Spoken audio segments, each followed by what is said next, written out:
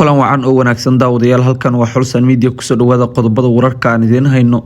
Ciidamo habbeeleed u abaabulan oo taageersan mucaaradka oo kusoo qulqulaya magaalada Muqdisho iyo mucaaradka oo diyaarsanaya ciidamadii ay ku qabsan lahaayeen dibadbaxyada Sabtida. Macalin Mahdi oo diyaarinaya qorshihii uu ku joojin lahaa dibadbaxyada ay dhiganayaan mucaaradka, iyo wasiir Fiqi oo dalbaday in maxkamad la soo taago raggii ka tirsanaa mucaaradka ee weeraray saldhigga booliska. haddii ay tahay markii ugu horeysay aad soo booqato, fadlan subscribe dheh, sidoo kale like dheh, aragtida ka dhigo mahadsanid.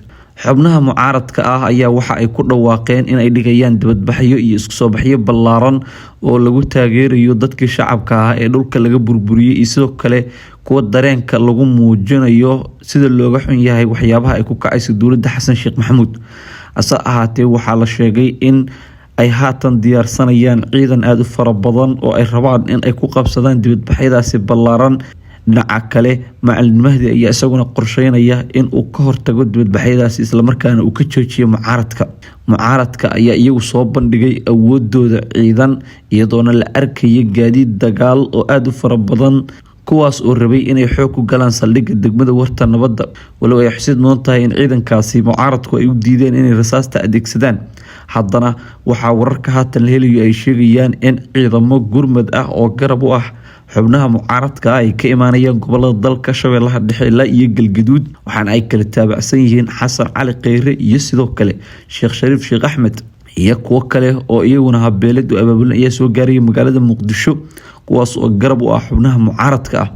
waxaana xubnaha mucaaradku ay doonayaan in ay si xoog ah ku qabsadaan dibadbaxyo ballaaran oo ay markaasi doonayaan in ay ciidamadaasi ilaaliyaan, isla markaana haddii dowladdu isku daydo inay carqaladayso ay rabaan in ay si awood ah ay markaasi kula dagaalamaan.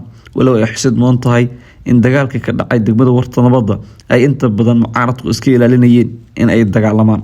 xaaladda ayaa mid aad u qasan, iyadoona haatan lasoo sheegayo wararka hoose oo la helayo in labada dhinacba ay diyaargaroobayaan dibadbaxyaduna ay noqon doonaan kuwa rabshado wata oo rasaas laysku adeegsado. Sabtida ayaa waxay mucaaradku iclaamiyeen in dibadbaxyo ay ku qabanayaan goobihii dowladdu ay burburisay sida Tarabuunka, Siinay, meelihii dowladdu ay cagafta marisay, waxaana ay sheegeen in ay ka xun yihiin dhulboobka ay dowladda Xasan Sheekh wado, dareenkoodana ay muujin doonaan, sidoo kalena ay la garab yihiin dadka shacabka ah.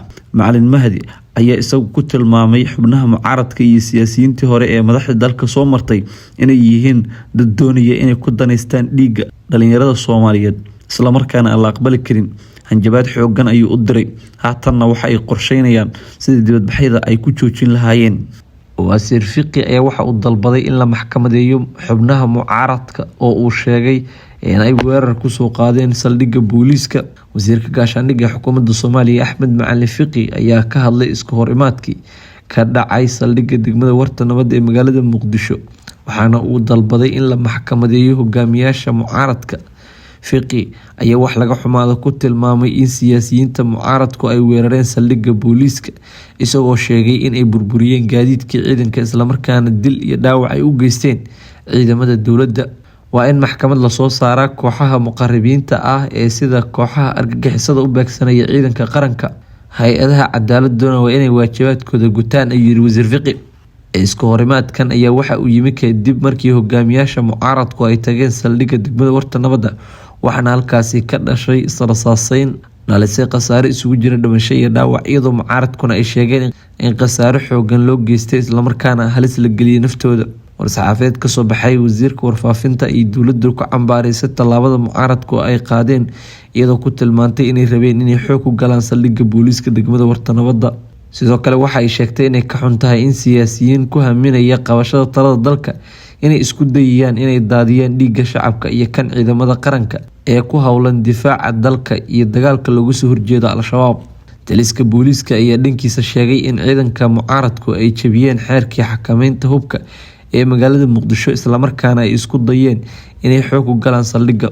taliyaha booliska gobolka Banaadir Macalin Mahdi oo warbaahinta dowladda la hadlay ayaa sheegay in isku dhici yimid kadib markii ciidamada mucaaradka oo watay hub culus isla markaana aan soo wargelin taliska ay isku dayeen inay xoog ku galaan iridda saldhigga oo ay ku sugnaayeen ciidamo ka tirsan booliska Soomaaliya.